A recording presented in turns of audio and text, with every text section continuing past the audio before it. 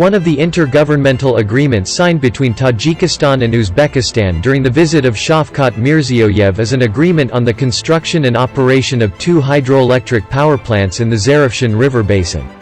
The agreement, which 5 years ago seemed fantastic, and even the mere mention of it caused a violent reaction from the leadership of the neighboring country. Experts believe that one of the main reasons for the suspension of the construction of the Rogun HPP is the strong resistance of Islam Karimov.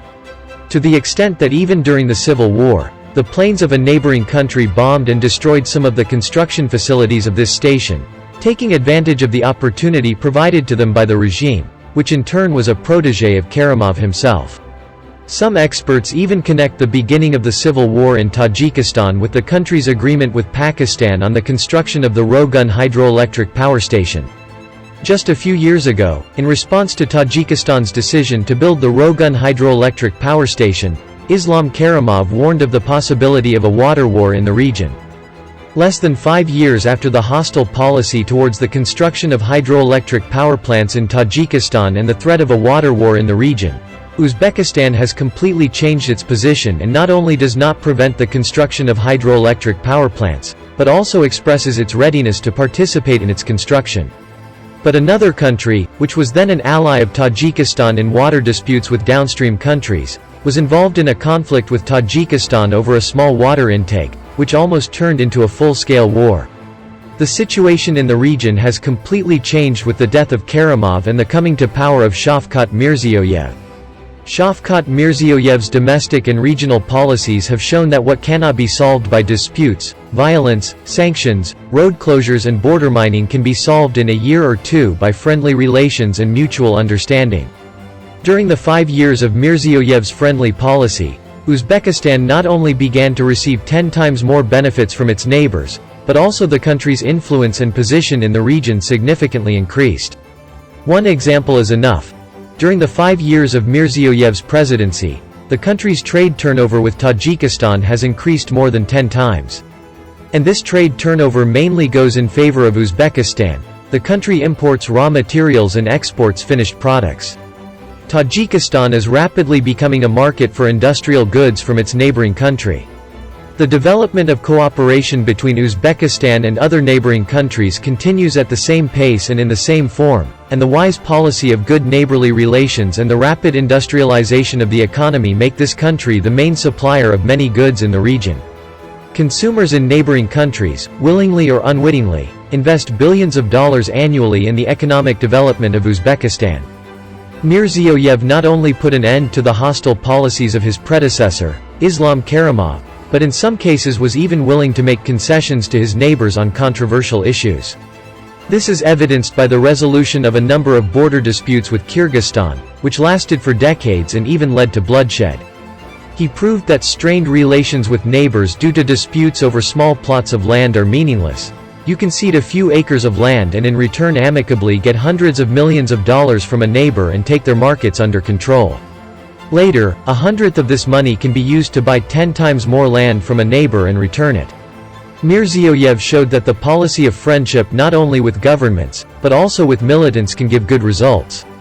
While the countries of the region, especially Tajikistan, called the Taliban terrorists and accused their opposition of collaborating with these terrorists, Uzbekistan was the first in the region to restore relations with the Taliban and even invited them to Tashkent. Today, all regional and even world powers are trying to restore relations with the Taliban as soon as possible, not to mention small and backward neighbors. There are also reports of efforts by the Tajik authorities to restore relations with the Taliban. It is reported that during the visit of a large delegation of a neighboring country headed by its president, Tajikistan and Uzbekistan signed economic cooperation agreements worth more than $700 million. A record figure for Tajikistan, such agreements he never dreamed of.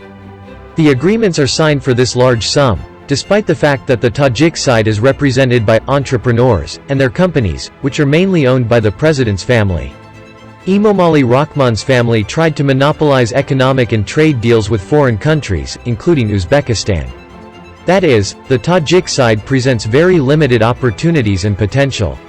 If other entrepreneurs were given opportunities and if there was a free economy in Tajikistan, the volume of agreements would be many times greater, and it is safe to say that it would exceed $1.5 billion. The monopolization of all business sectors and the main types of imports and exports in Tajikistan over the past 2 years, after the opening of the borders with Uzbekistan, caused hundreds of millions of dollars in damage to the economies of the two countries. To give just one example, the cost of basic food products, the import of which is monopolized by members of the family of Emomali Rahman, in Tajikistan is from 50% to 100% more expensive than in Uzbekistan. In the first days of the opening of the border between the two countries, dozens of types of food, ranging from flour, butter and sugar, confectionery, vegetables and fruits, flooded into the markets of Tajikistan and significantly reduced prices.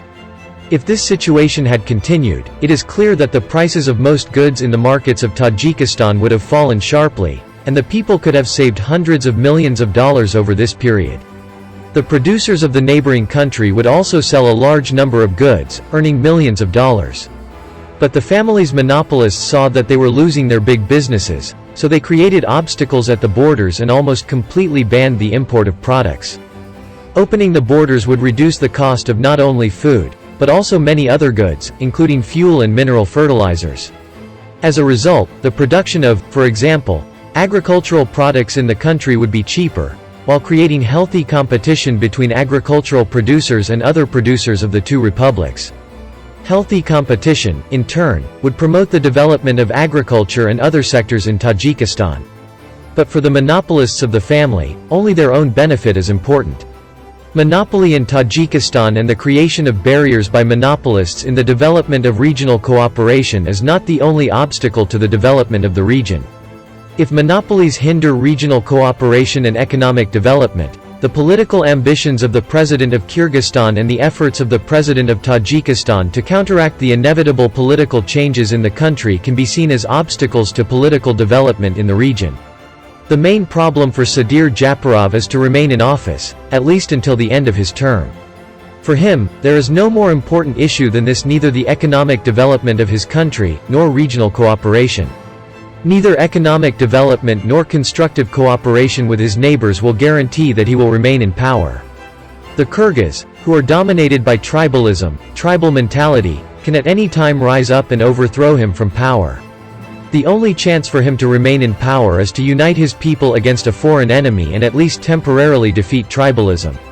For such a weak and backward country as Kyrgyzstan, there is no more suitable external enemy than Tajikistan. The Kyrgyz do not have the strength to fight with other neighbors. For Emomali Rahman, the most important issue is the preservation of his power. Of course, he always did everything for this, but today the problem has become very urgent. The people of Tajikistan are waking up more and more every day, and the beginning of protests and even revolutions is only a matter of time. Neither economic development, although he is not capable of this, nor the restoration of relations with his neighbors will save Rahman anymore. In fact, nothing else can save Rahman. The only thing he can do now is to delay his overthrow. And, like his Kyrgyz counterpart, he has only one way to do it: create an external enemy and unite the people to fight it. The government of Sadir Japarov, although it calls him an aggressor, is currently the best option for Emomali Rahman. Therefore, it is likely that these two presidents will continue to increase the hostility between the two peoples and continue to keep the situation in tension, at least at the borders. At the moment, they have less time and desire to think about economic development and regional relations. Another problem for the president of Uzbekistan is his Turkmen counterpart. The constructive policy of Shavkat Mirziyoyev in the long-suffering Central Asia competes with the destructive policy of his regional colleagues. Such competition must end in the failure of one of these policies. Central Asia is in a position to create a constructive and powerful union. This is the only chance to survive, develop and escape from the machinations of other major powers. But dictators always think only about preserving their own power, and such concepts as national and regional interests are alien to them.